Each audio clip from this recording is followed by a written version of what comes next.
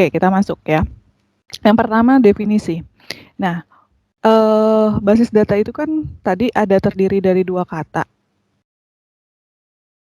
Oke, terdiri dari 2 kata yaitu basis dan data. Nah, basis di sini yang dimaksud dengan basis di sini adalah markas atau gudang, tempat bersarang atau tempat berkumpul. Jadi base-nya di mana, markasnya di mana, tempatnya di mana, gudangnya di mana. Jadi ini adalah wadah ya. Maksudnya di sini basis ini adalah wadah, markas atau gudang, tempat bersarang atau tempat berkumpul. Nah, kemudian data, yang dimaksud dengan data itu adalah fakta yang mewakili suatu objek, ya. Misalnya manusia, barang, peristiwa tertentu, keadaan. Nah, fakta tersebut direkam dalam bentuk angka, ya, huruf, simbol, teks, gambar, bunyi, atau kombinasinya. Nah, itulah yang disebut dengan data. Nah, kadang-kadang ada juga sebuah istilah biasanya selalu dikaitkan dan mahasiswa itu sering banget ditanya, apa perbedaan antara data dan informasi?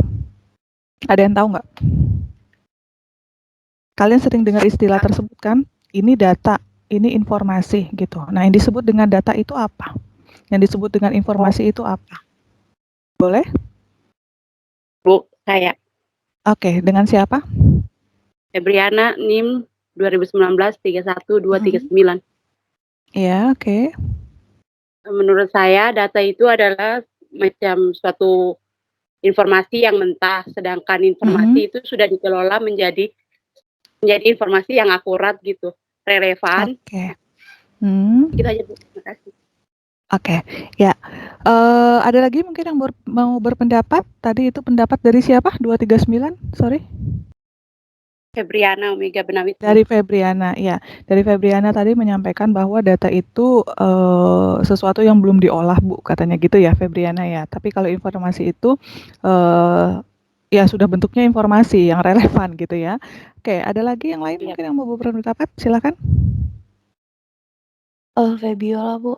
Saya, Bu. Oke, silakan. Silakan Febiola dulu ya.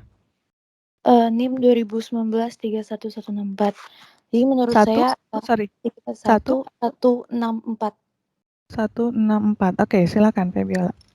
Jawabannya juga nggak jauh beda dari Febriana tadi, Bu. Jadi kalau data itu yang belum diolah, jadi kadang belum bisa diterima gitu oleh pikiran. Sedangkan kalau informasi itu yang sudah relevan atau sudah diolah faktanya, jadi udah bisa diterima faktanya tersebut, Bu.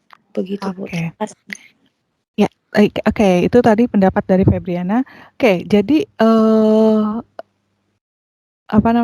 tidak salah ya apa yang kalian sampaikan tadi. Kalau kita berpatokan pada slide kita ini ya, pengertian dari data ini adalah fakta yang mewakili suatu objek.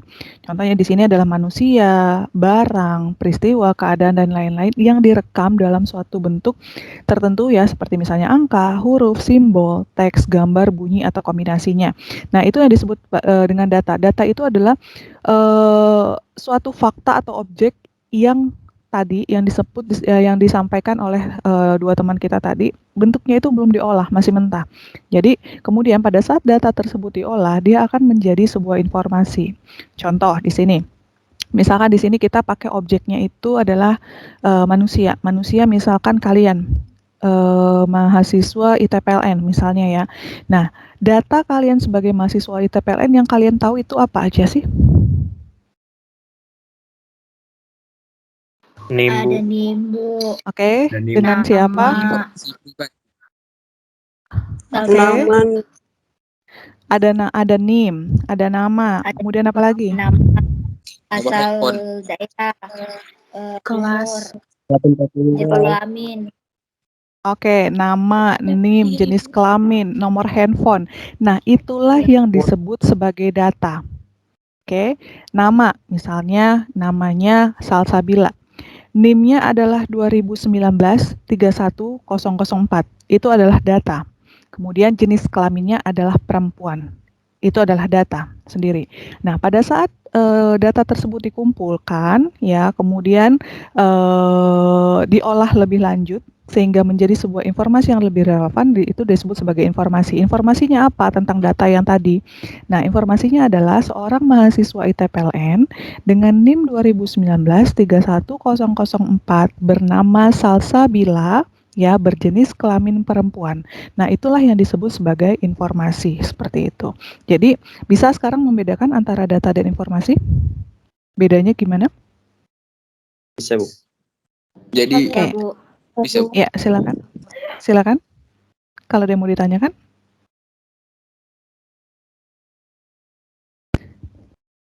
Silakan dikomentari, nggak apa-apa. Jadi apa tadi? Jadi Bu, kan data itu kayak secara singkatnya. Sedangkan informasi itu secara lengkapnya gitu, Bu. Dijelaskan secara detail.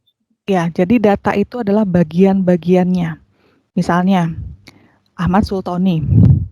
Nilai mata kuliah basis datanya itu adalah 81.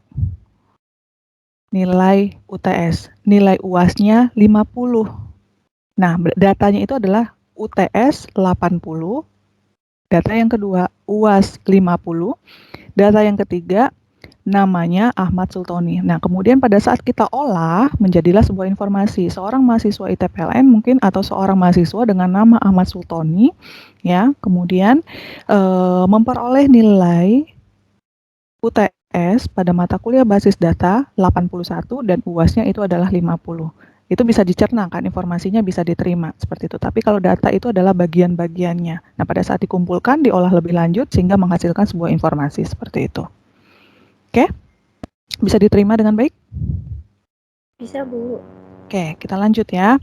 Nah, jadi kalau tadi untuk basis data, basis itu adalah tempatnya ya, wadahnya, markasnya, gudangnya. Di sini markas atau gudang bersarang ya, suatu atau tempat berkumpulnya dari data-data ini. Jadi data-data yang tadi yang kita sebutkan tadi misalnya seperti NIM, nama, kemudian jenis kelamin. Nah, itu masuk ke dalam sebuah basis atau sebuah wadah seperti itu. Itu disebut sebagai basis data. Pada saat mereka sudah berkumpul, itu disebut sebagai basis data. Nah, pengertian secara istilah ya, ini ada beberapa istilah yang kami rangkum dari beberapa sumber ya. Untuk pengertian secara istilah ini himpunan kelompok kelompok data atau arsip yang saling berhubung dengan yang diorganisasi sedemikian rupa agar kelak dapat dimanfaatkan kembali dengan cepat dan mudah. Artinya basis data itu dia dikelompokkan atau diarsip. Nah, antara satu data dengan data yang lainnya itu saling terhubung ya. Nanti pada saat dibutuhkan membutuhkan sebuah informasi dapat diambil kembali atau dapat ditarik kembali dengan cepat dan mudah. Nah, kumpulan data yang saling terhubung tersebut disimpan secara sedemikian rupa tanpa pengulangan atau redundansi yang tidak perlu untuk memenuhi kebutuhan. Ini maksudnya adalah misalnya tadi kalau data mahasiswa itu kalau data pribadi kalau sekalian sebutkan tadi ada NIM, nama, kemudian jenis kelamin ya. Katakanlah ada 3 komponen tersebut sebagai data pribadi mahasiswa ya. Nah, itu tidak akan terjadi pengulangan atau redundansi. Artinya dengan 3 data tadi ya cukup 1 kali saja di-input atau terdapat dalam satu basis data seperti itu.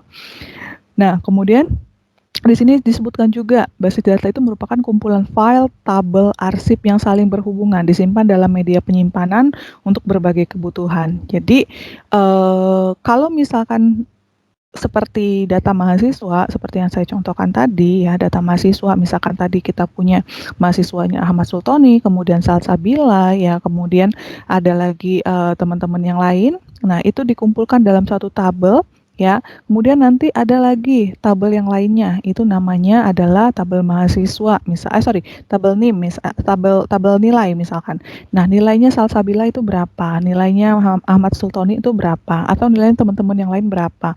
Nah, tabel pribadi mahasiswa dan tabel nilai tersebut pada saat dihubungkan, ya, itu akan membentuk sebuah basis data, ya, yang disimpan dalam sebuah media penyimpanan. Kemudian kumpulan data yang dapat digambarkan sebagai aktivitas dari satu atau lebih organisasi yang berelasi. Nah, selanjutnya ini nanti kalian bisa baca sendiri ya. Nanti saya share ini untuk materinya ya.